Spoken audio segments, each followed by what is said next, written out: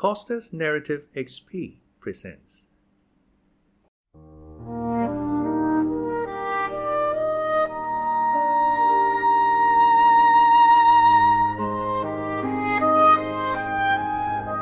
Anne of Green Gables by Lucy Maud Montgomery.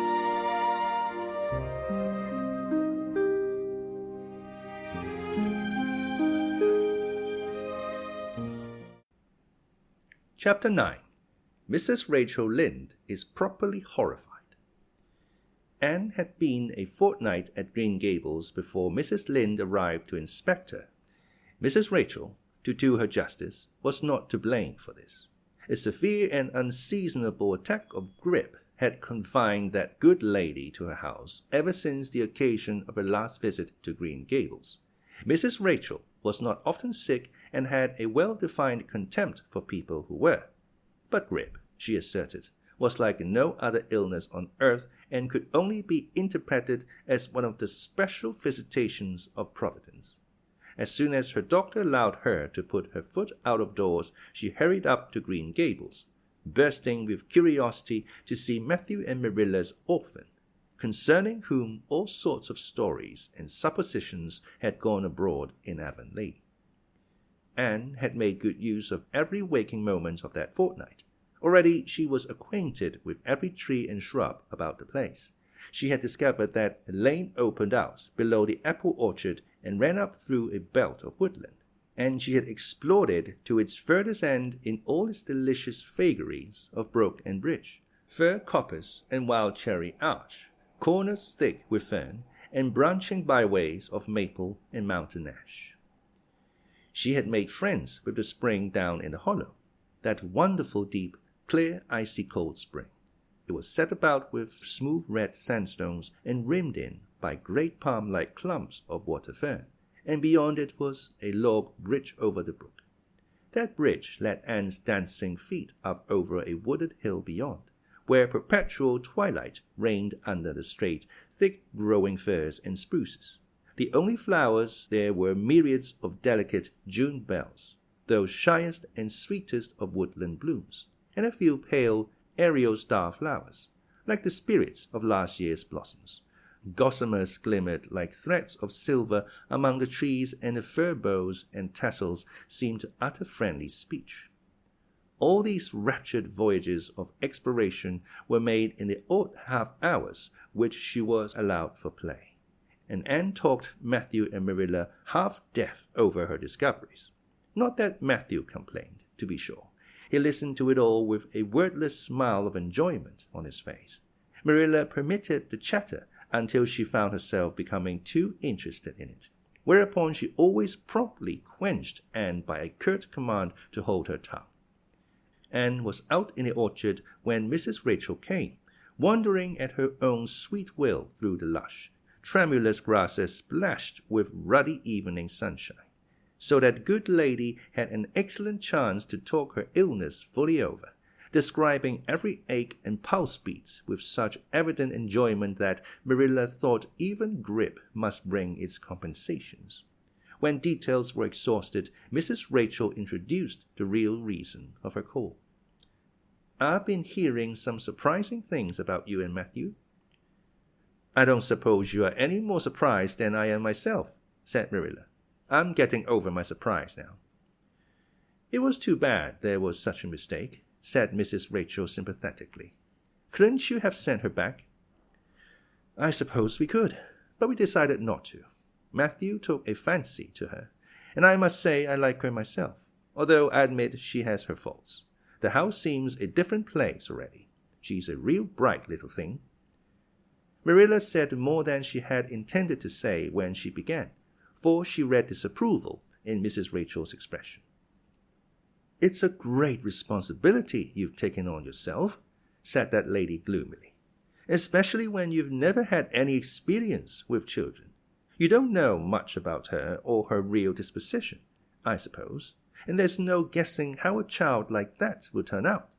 But I don't want to discourage you, I'm sure, Marilla." "I'm not feeling discouraged," was Marilla's dry response. "When I make up my mind to do a thing, it stays made up. I suppose you'd like to see Anne. I'll call her in." Anne came running in presently, her face sparkling with the delight of her orchard rovings, but abashed at finding the delight herself in the unexpected presence of a stranger, she halted confusedly inside the door. She certainly was an odd-looking little creature in a short, tight, winsey dress she had worn from the asylum, below which her thin legs seemed ungracefully long. Her freckles were more numerous and obtrusive than ever. The wind had ruffled her headless hair into over-brilliant disorder. It had never looked redder than at that moment. "Well, they didn't pick you for your looks, that's sure and certain," was Mrs. Rachel Lynde's emphatic comment. Mrs. Rachel was one of those delightful and popular people who pride themselves on speaking their mind without fear or favor. "She's terribly skinny and homely, Marilla. Come here, child, and let me have a look at you.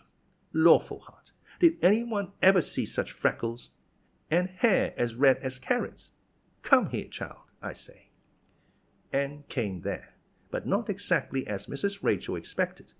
With one bound she crossed the kitchen floor and stood before Mrs. Rachel, her face scarlet with anger, her lips quivering, and her whole slender form trembling from head to foot.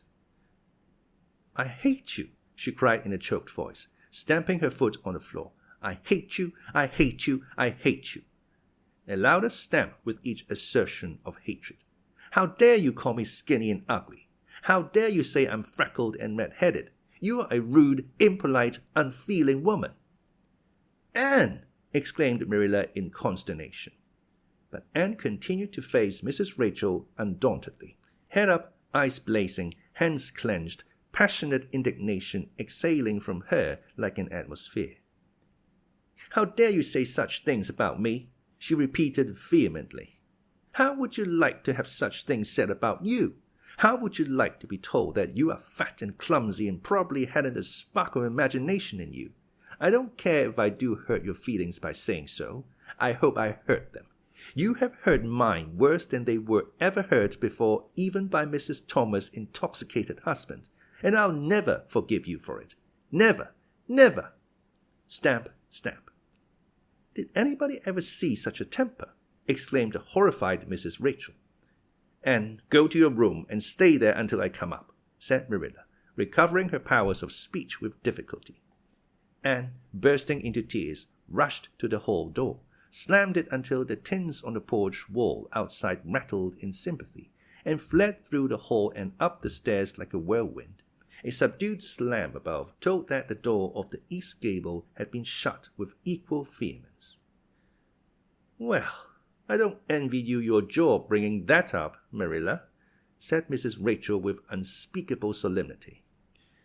Marilla opened her lips to say she knew not what of apology or deprecation. What she did say was a surprise to herself then and ever afterwards. "You shouldn't have twitted her about her looks, Rachel." "Marilla Cuthbert, you don't mean to say that you are upholding her in such a terrible display of temper as we've just seen?" demanded Mrs. Rachel indignantly. "No," said Marilla slowly. "I'm not trying to excuse her. She's been very naughty, and I'll have to give her a talking to about it. But we must make allowances for her. She's never been taught what is right, and you were too hard on her, Rachel." Marilla could not help tacking on that last sentence, although she was again surprised at herself for doing it. Mrs. Rachel got up with an air of offended dignity. "Well, I see that I'll have to be very careful what I say after this, Marilla, since the fine feelings of orphans, brought from goodness knows where, have to be considered before anything else. Oh, no, I'm not vexed. Don't worry yourself. I'm too sorry for you to leave any room for anger in my mind. You have your own troubles with that child. But if you take my advice, which I suppose you won't do, although I've brought up 10 children and buried 2, you do that talking to you mentioned with a fair-sized birch switch. I should think that would be the most effective language for that kind of a child. Her temper matches her hair, I guess. Well, good evening, Marilla. I hope you come down to see me often as usual, but you can't expect me to visit here again in a hurry if I'm liable to be flown at and insulted in such a fashion. It's something new in my experience."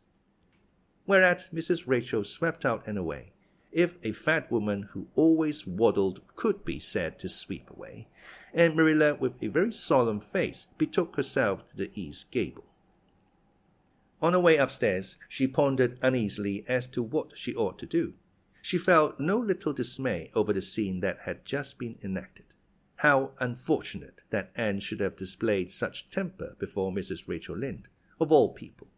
Then Marilla suddenly became aware of an uncomfortable and rebuking consciousness that she felt more humiliation over this than sorrow over the discovery of such a serious defect in Anne's disposition.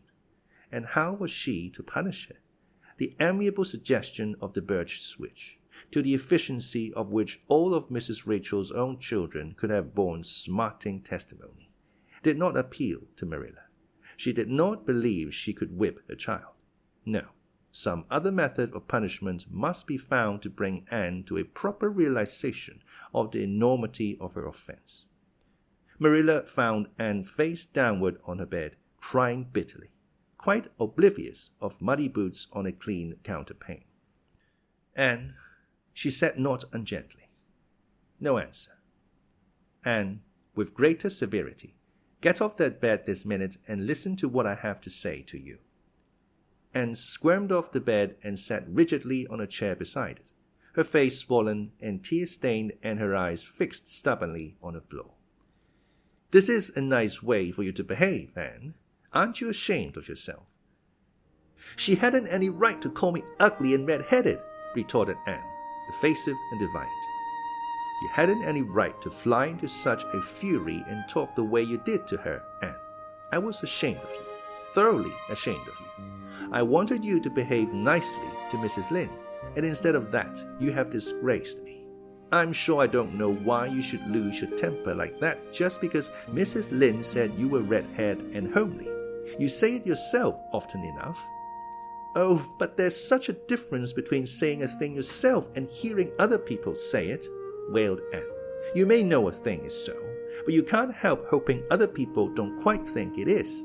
I suppose you think I have an awful temper, but I couldn't help it. When she said those things, something just rose right up in me and choked me. I had to fly out at her. Well, you made a fine exhibition of yourself, I must say. Mrs. Lynde will have a nice story to tell about you everywhere, and she'll tell it too. It was a dreadful thing for you to lose your temper like that, Anne. Just imagine how you would feel if somebody told you to your face that you were skinny and ugly, pleaded Anne tearfully. An old remembrance suddenly rose up before Marilla. She had been a very small child when she had heard one aunt say of her to another, "What a pity she's such a dark, homely little thing." Marilla was every day of 50 before the sting had gone out of that memory.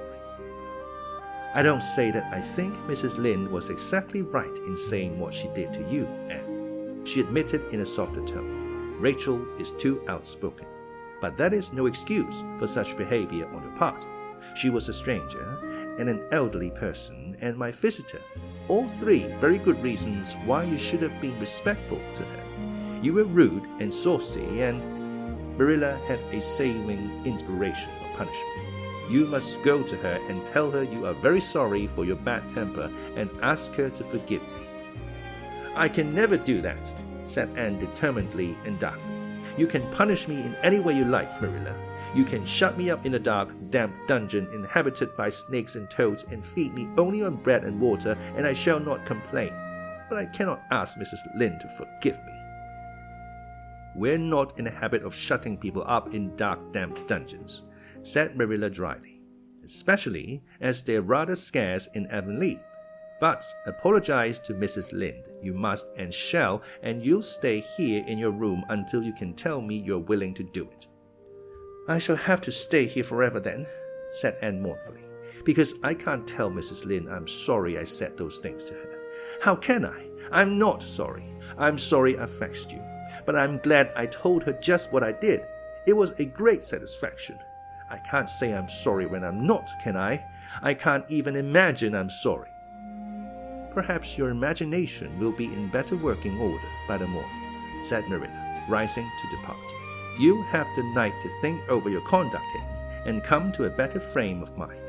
You said you would try to be a very good girl if we kept you at Green Gables, but I must say it hasn't seemed very much like it this evening."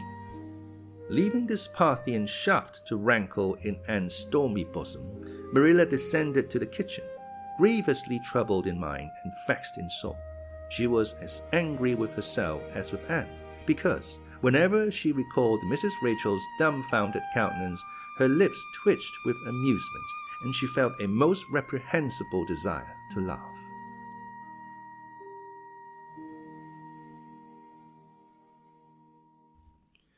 Chapter 10. Anne's Apology. Marilla said nothing to Matthew about the affair that evening, but when Anne proved still refractory, the next morning an explanation had to be made to account for her absence from the breakfast table. Marilla told Matthew the whole story, taking pains to impress him with a due sense of the enormity of Anne's behavior. "It's a good thing Rachel Lynde got a calling down. She's a meddlesome old gossip," was Matthew's consolatory rejoinder. "Matthew Cuthbert, I'm astonished at you. You know that Anne's behavior was dreadful, and yet you take her part. I suppose you'll be saying next thing that she oughtn't to be punished at all." "Well, now, no, not exactly," said Matthew uneasily. "I reckon she ought to be punished a little. But don't be too hard on her, Marilla. Recollect she hasn't ever had anyone to teach her right. You're going to give her something to eat, aren't you?" "When did you ever hear of me starving people into good behavior?" demanded Marilla indignantly. "She'll have her meals regular, and I'll carry them up to her myself, but she'll stay up there until she's willing to apologize to Mrs. Lynde, and that's final, Matthew." Breakfast, dinner, and supper were very silent meals, for Anne still remained obdurate. After each meal, Marilla carried a well-filled tray to the east gable and brought it down later on not noticeably depleted. Matthew eyed its last descent with a troubled eye. Had Anne eaten anything at all? When Marilla went out that evening to bring the cows from the back pasture, Matthew, who had been hanging about the barns and watching, slipped into the house with the air of a burglar and crept upstairs. As a general thing, Matthew gravitated between the kitchen and the little bedroom off the hall where he slept. Once in a while he ventured uncomfortably into the parlor or sitting room when the minister came to tea, but he had never been upstairs in his own house since the spring he helped Marilla paper the spare bedroom, and that was 4 years ago. He tiptoed along the hall and stood for several minutes outside the door of the east gable before he summoned courage to tap on it with his fingers and then open the door to peep in. Anne was sitting on a yellow chair by the window, gazing mournfully out into the garden. Very small and unhappy she looked, and Matthew's heart smote him. He softly closed the door and tiptoed over to her. "Anne," he whispered, as if afraid of being overheard, "how are you making it, Anne?" Anne smiled wanly. "Pretty well. I imagine a good deal, and that helps to pass the time. Of course, it's rather lonesome, but then I may as well get used to that." Anne smiled again, bravely facing the long years of solitary imprisonment before her. Matthew recollected that he must say what he had come to say without loss of time, lest Marilla return prematurely. "Well now, Anne, don't you think you'd better do it and have it over with?" he whispered.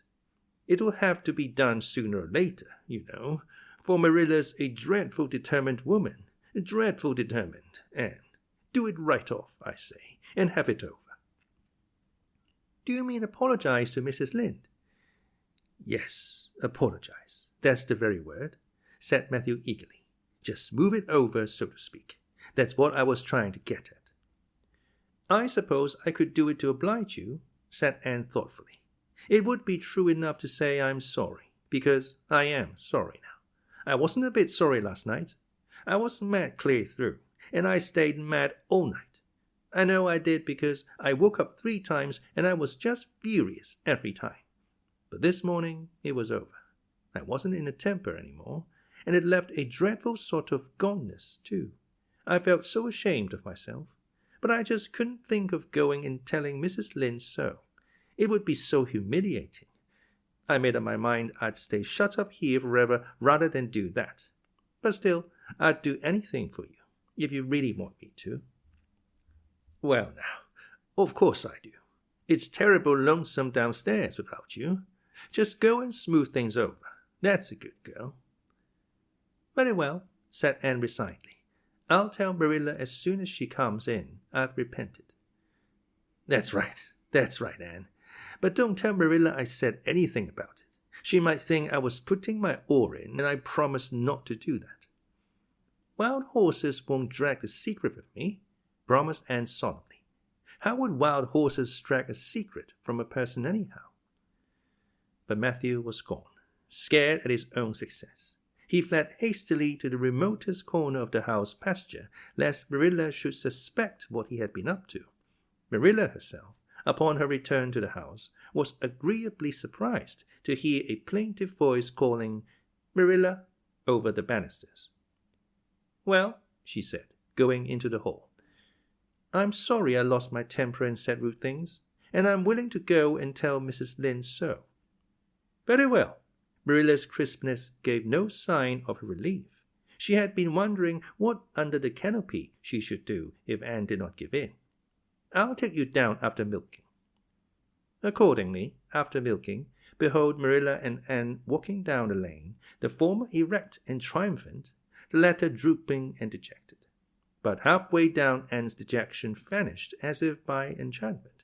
She lifted her head and stepped lightly along, her eyes fixed on the sunset sky, and an air of subdued exhilaration about her.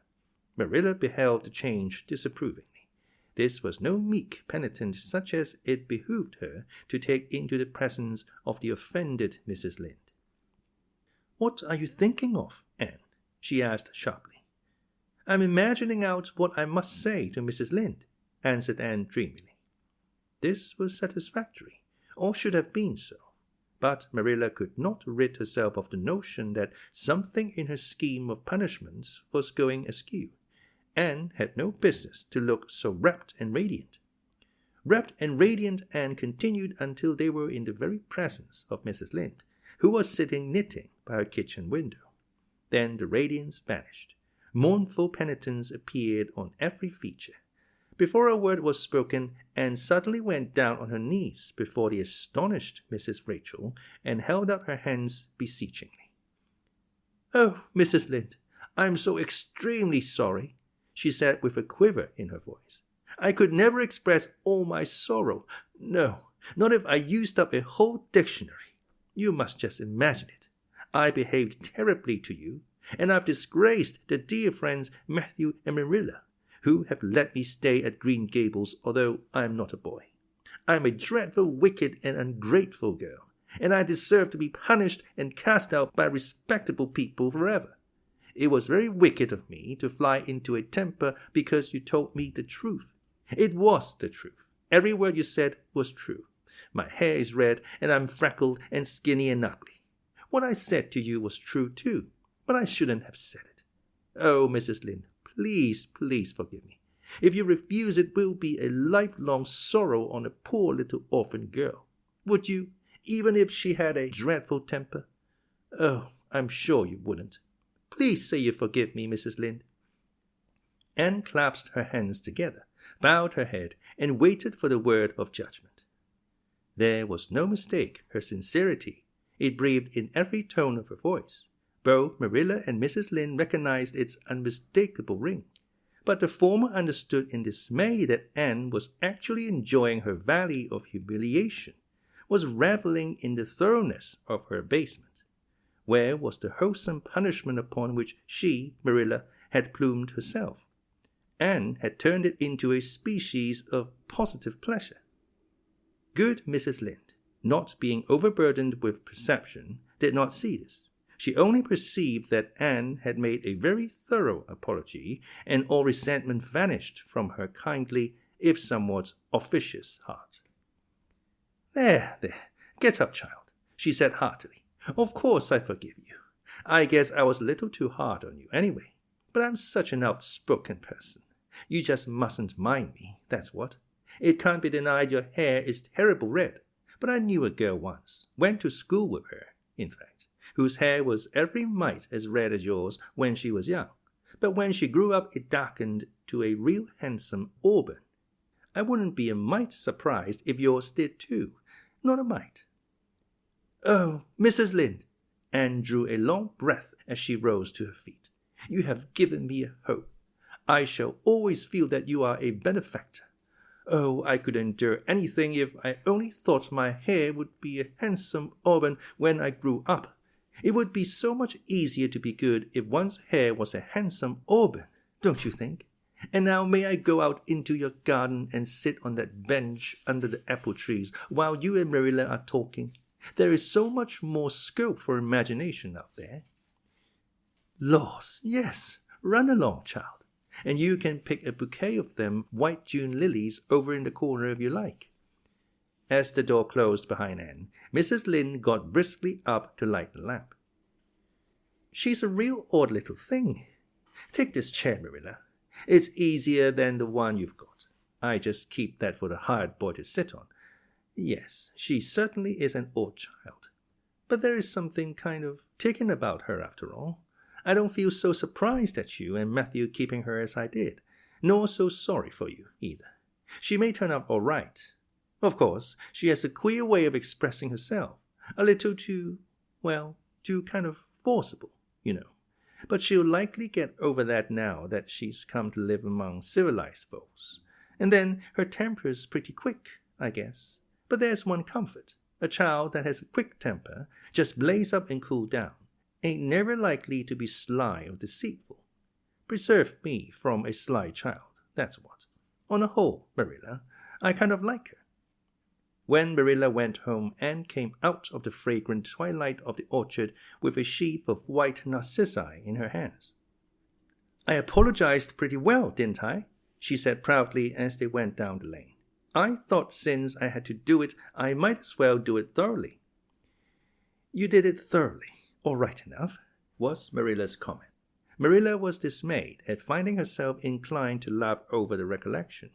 She had also an uneasy feeling that she ought to scold Anne for apologizing so well, but then that was ridiculous. She compromised with her conscience by saying severely, I hope you won't have occasion to make many more such apologies.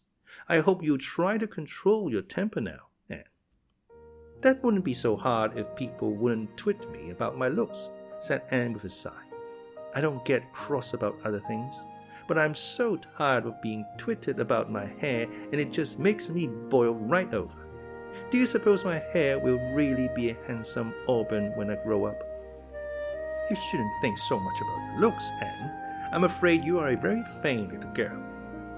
How can I be vain when I know I'm homely? Protested Anne. I love pretty things, and I hate to look in the glass and see something that isn't pretty. It makes me feel so sorrowful, just as I feel when I look at any ugly thing. I pity it because it isn't beautiful. Handsome is as handsome does, quoted Marilla. I've had that said to me before, but I have my doubts about it, remarked skeptical Anne, sniffing at her narcissi. Oh, aren't these flowers sweet? It was lovely of Mrs. Lynde to give them to me. I have no hard feelings against Mrs. Lynde now. It gives you a lovely, comfortable feeling to apologize and be forgiven, doesn't it? Aren't the stars bright tonight? If you could live in a star, which one would you pick? I'd like that lovely, clear, big one away over there above that dark hill. And do hold your tongue, said Marilla, thoroughly worn out trying to follow the gyrations of Anne's thoughts. Anne said no more until they turned into their own lane. A little gypsy wind came down it to meet them, laden with the spicy perfume of young dew-wet ferns. Far up in the shadows, a cheerful light gleamed out through the trees from the kitchen at Green Gables. Anne suddenly came close to Marilla and slipped her hand into the older woman's hot palm. It's lovely to be going home and know it's home, she said. I love Green Gables already, and I never loved any place before. No place ever seemed like home. Oh, Marilla, I'm so happy. I could pray right now and not find it a bit hard." Something warm and pleasant welled up in Marilla's heart at touch of that thin little hand in her own. A throb of the maternity she had missed, perhaps. Its very unaccustomedness and sweetness disturbed her. She hastened to restore her sensations to their normal calm by inculcating more. "If you'll be a good girl, you'll always be happy, Anne, and you should never find it hard to say your prayers." "Saying one's prayers isn't exactly the same thing as praying," said Anne meditatively. "But I'm going to imagine that I am the wind that is blowing up there in those treetops. When I get tired of the trees, I'll imagine I'm gently waving down here in the ferns. And then I'll fly over to Mrs. Lynde's garden and set the flowers dancing. And then I'll go with one great swoop over the clover field. And then I'll blow over the lake of shining waters and ripple it all up into little sparkling waves. Oh, there's so much scope for imagination in the wind. So I'll not talk any more just now, Marilla." "Thanks be to goodness for that," breathed Marilla in devout relief.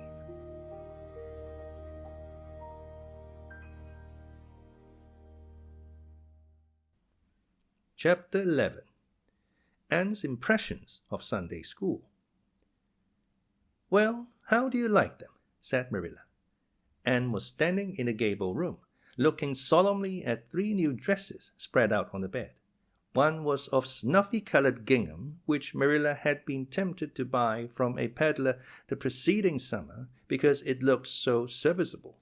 One was of black and white checkered sateen, which she had picked up at a bargain counter in the winter.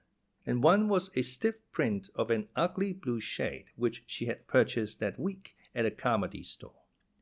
She had made them up herself, and they were all made alike. Plain skirts fulled tightly to plain waists, with sleeves as plain as waist and skirt and tight as sleeves could be.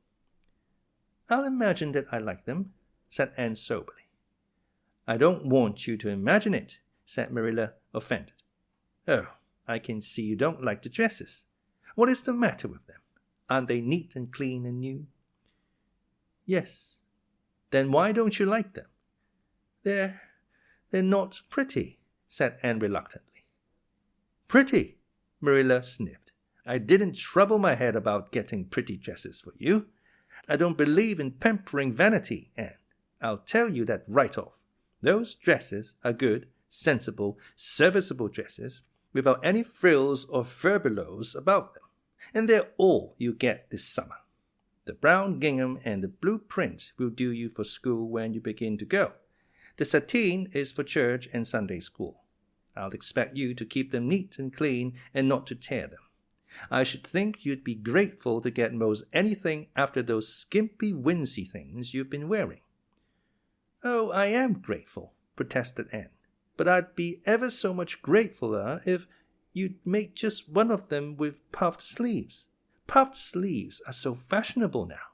It would give me such a thrill, Marilla, just to wear a dress with puffed sleeves." "Well, you have to do without your thrill. I hadn't any material to waste on puffed sleeves. I think they're ridiculous-looking things anyhow. I prefer the plain, sensible ones." "But I'd rather look ridiculous when everybody else does than plain and sensible all by myself," persisted Anne mournfully. "Trust you for that. Well, hang those dresses carefully up in your closet, and then sit down and learn the Sunday school lesson. I got a quarterly from Mr. Bell for you, and you go to Sunday school tomorrow," said Marilla, disappearing downstairs in high dudgeon. Anne clasped her hands and looked at the dresses. "I did hope there would be a white one with puffed sleeves," she whispered disconsolately. "I prayed for one, but I didn't much expect it on that account. I didn't suppose God would have time to bother about a little orphan girl's dress. I knew I'd just have to depend on Marilla for it. Well, fortunately, I can imagine that one of them is of snow-white muslin with lovely lace frills and 3 puffed sleeves." The next morning, warnings of a sick headache prevented Marilla from going to Sunday school with Anne. "You have to go down and call for Mrs. Lynde, Anne," she said. "She'll see that you get into the right class. Now, Mind you behave yourself properly. Stay to preaching afterwards and ask Mrs. Lynde to show you our pew. Here's a cent for collection. Don't stare at people and don't fidget. I shall expect you to tell me the text when you come home." Anne started off irreproachable, arrayed in a stiff black and white sateen, which, while decent as regards length and certainly not open to the charge of skimpiness, contrived to emphasize every corner and angle of her thin figure. Her hat was a little flat, glossy, new sailor, the extreme plainness of which had likewise much disappointed Anne, who had permitted herself secret visions of ribbon and flowers. The latter, however, were supplied before Anne reached the main road, for being confronted halfway down the lane with a golden frenzy of wind-stirred buttercups and a glory of wild roses, and promptly and liberally garlanded her hat with a heavy wreath of them. Whatever other people might have thought of the result, it satisfied Anne, and she tripped gaily down the road, holding her ruddy head with its decoration of pink and yellow very proudly. When she had reached Mrs. Lynde's house, she found that lady gone. Nothing daunted, Anne proceeded onward to the church alone. In the porch she found a crowd of little girls, all more or less gaily attired in whites and blues and pinks, and all staring with curious eyes at this stranger in their midst, with her extraordinary head adornment. Avonlea little girls had already heard queer stories about Anne. Mrs. Lynde said she had an awful temper. Jerry Boot, the hired boy at Green Gables, said she talked all the time to herself or to the trees and flowers like a crazy girl. They looked at her and whispered to each other behind their quarterlies. Nobody made any friendly advances. Then or later on, when the open exercises were over, and Anne found herself in Miss Rogerson's class.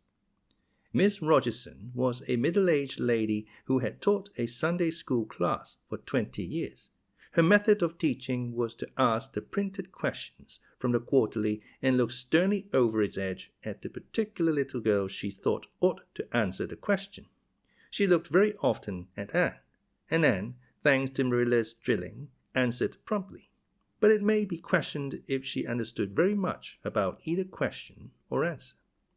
She did not think she liked Miss Rogerson, and she felt very miserable. Every other little girl in the class had puffed sleeves, and felt that life was really not worth living without puffed sleeves. "Well, how did you like Sunday school?" Marilla wanted to know when Anne came home. Her wreath having faded, Anne had discarded it in the lane, so Marilla was spared the knowledge of that for a time. "I didn't like it a bit. It was horrid." "Anne Shirley," said Marilla rebukingly. Anne sat down on the rocker with a long sigh, kissed one of Bonnie's leaves, and waved her hand to a blossoming fuchsia. "They might have been lonesome while I was away," she explained. "And now about the Sunday school. I behaved well, just as you told me. Mrs. Lynde was gone, but I went right on myself. I went into the church with a lot of other little girls, and I sat in a corner of a pew by the window while the opening exercise went on. Mr. Bell made an awfully long prayer. I would have been dreadfully tired before he got through if I hadn't been sitting by that window. But it looked right out on a lake of shining waters. So I just gazed at that and imagined all sorts of splendid things." "You shouldn't have done anything of the sort. You should have listened to Mr. Bell." "But he wasn't talking to me," protested Anne. "He was talking to God, and he didn't seem to be very much interested in it either. I think he thought God was too far off, though. There was a long row of white birches hanging over the lake, and the sunshine fell down through them. Way, way down, deep into the water. Oh, Marilla, it was like a beautiful dream. It gave me a thrill, and I just said, 'Thank you for it, God,' 2 or 3 times. "Not out loud, I hope," said Marilla anxiously. "Oh, no, just under my breath. Well, Mr. Bell did get through at last, and they told me to go into the classroom with Miss Rogerson's class. There were 9 other girls in it. They all had puffed sleeves.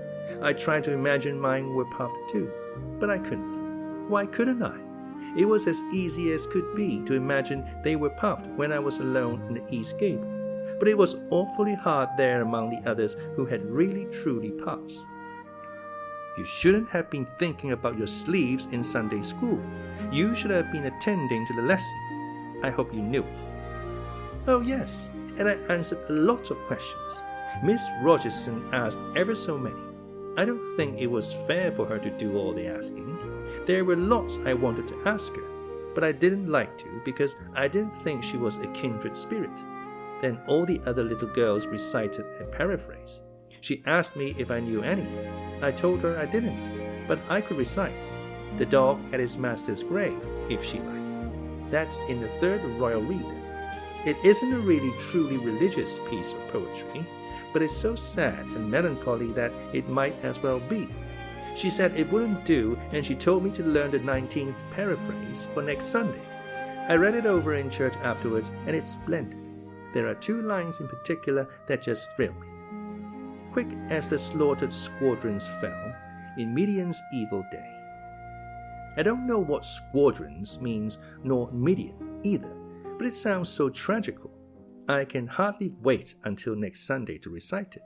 I'll practice it all the week. After Sunday school, I asked Miss Rogerson, because Mrs. Lynde was too far away, to show me your pew.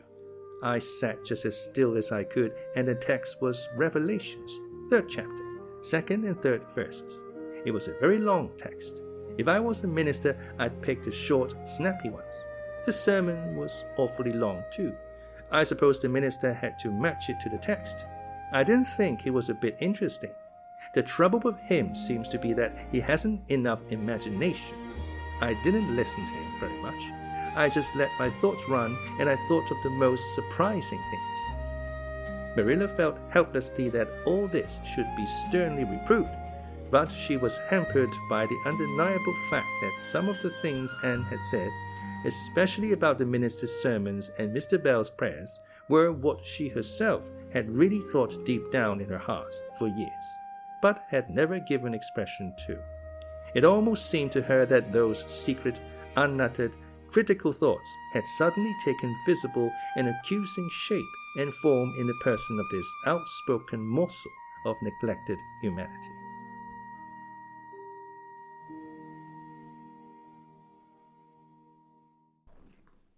Chapter 12.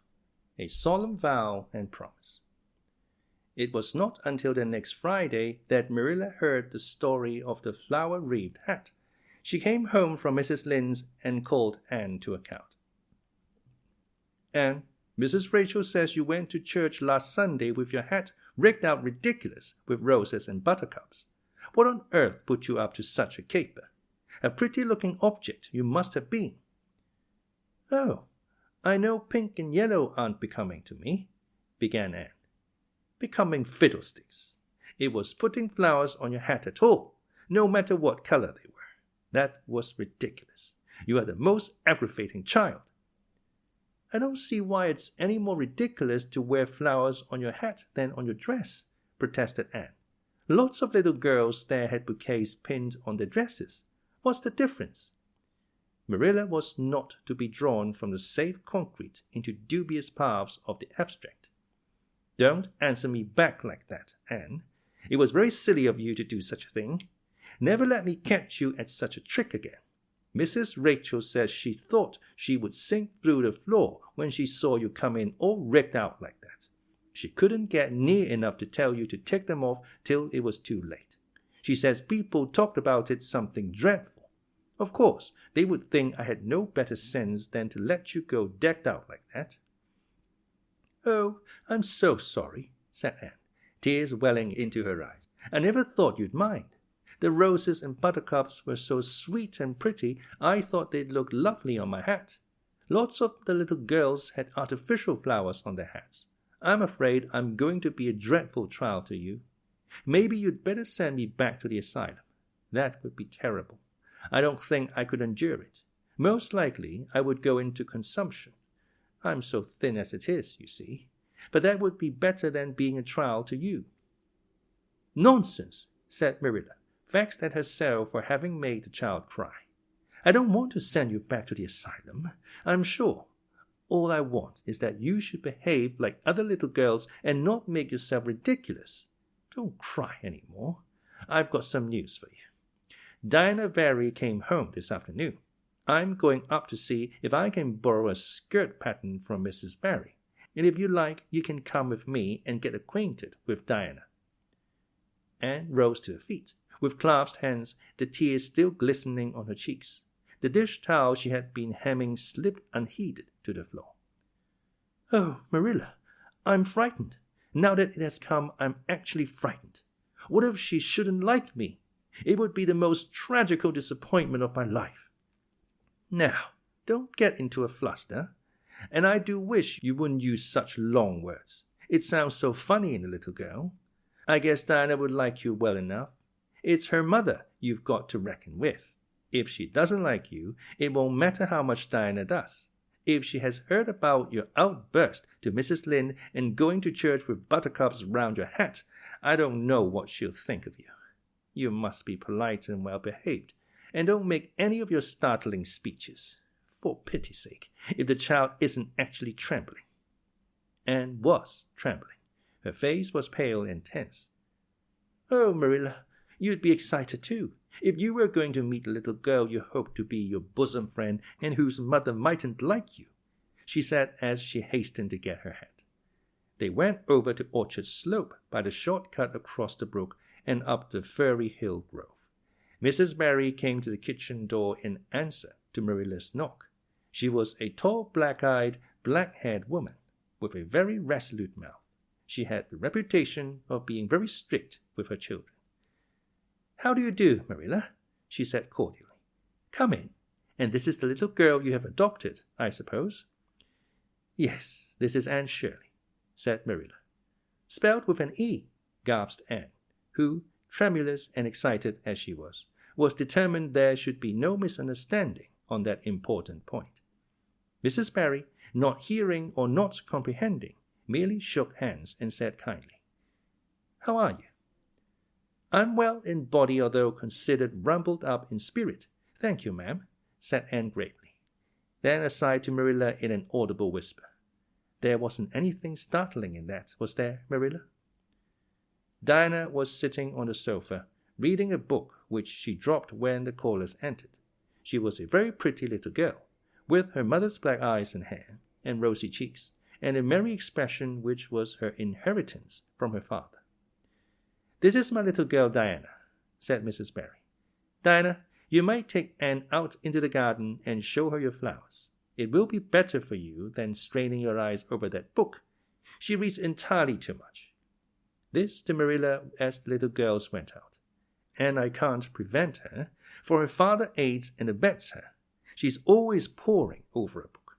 I'm glad she has the prospect of a playmate. Perhaps it will take her more out of doors. Outside in the garden, which was full of mellow sunset light streaming through the dark old firs to the west of it, stood Anne and Diana, gazing bashfully at each other over a clump of gorgeous tiger lilies. The Barry garden was a bowery wilderness of flowers which would have delighted Anne's heart at any time less fraught with destiny. It was encircled by huge old willows and tall firs, beneath which flourished flowers that loved the shade. Prim, right-angled paths neatly bordered with clamshells intersected it like moist red ribbons, and in the beds between old-fashioned flowers ran riot. There were rosy bleeding hearts and great splendid crimson peonies, white fragrant narcissi and thorny sweet Scotch roses, pink and blue and white columbines and lilac-tinted bouncing beds, clumps of southernwood and ribbon grass and mint, purple Adam and Eve, daffodils, and masses of sweet clover white with its delicate, fragrant, feathery sprays, scarlet lightning that shot its fiery lances over prim white musk flowers. A garden it was where sunshine lingered and bees hummed, and winds, beguiled into loitering, purred and rustled. Oh, Diana, said Anne at last, clasping her hands and speak almost in a whisper. Oh, do you think you can like me a little, enough to be my bosom friend? Diana laughed. Diana always laughed before she spoke. Why, I guess so, she said frankly. I'm awfully glad you've come to live at Green Gables. It will be jolly to have somebody to play with. There isn't any other girl who lives near enough to play with, and I've no sisters big enough." "Will you swear to be my friend forever and ever?" demanded Anne eagerly. Dinah looked shocked. "Why, it's dreadfully wicked to swear," she said rebukingly. "Oh no, not my kind of swearing. There are two kinds, you know." "I never heard of but one kind," said Dinah doubtfully. "There really is another." "Oh, it isn't wicked at all. It just means vowing and promising solemnly." "Well, I don't mind doing that," agreed Dinah, relieved. "How do you do it?" "We must join hands. So," said Anne gravely, "it ought to be over running water. We'll just imagine this path is running water. I'll repeat the oath first. I solemnly swear to be faithful to my bosom friend, Dinah Barry, as long as the sun and moon shall endure. Now you say it and put my name in." Dinah repeated the oath with a laugh fore and aft. Then she said, "You're a queer girl, Anne. I heard before that you were queer, but I believe I'm going to like you real well." When Marilla and Anne went home, Dinah went with them as far as the log bridge. The two little girls walked with their arms about each other. At the brook, they parted with many promises to spend the next afternoon together. "Well, did you find Dinah a kindred spirit?" asked Marilla as they went up through the garden of Green Gables. "Oh, yes," sighed Anne, blissfully unconscious of any sarcasm on Marilla's part. "Oh, Marilla, I'm the happiest girl on Prince Edward Island this very moment. I assure you I'll say my prayers with a right good will tonight. Dinah and I are going to build a playhouse in Mr. William Bell's birch grove tomorrow. Can I have those broken pieces of china that are out in the woodshed? Dinah's birthday is in February and mine is in March. Don't you think that is a very strange coincidence? Dinah is going to lend me a book to read. She says it's perfectly splendid and tremendously exciting.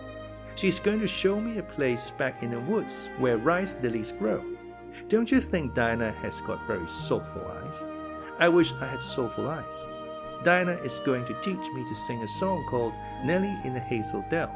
She's going to give me a picture to put up in my room. It's a perfectly beautiful picture, she says.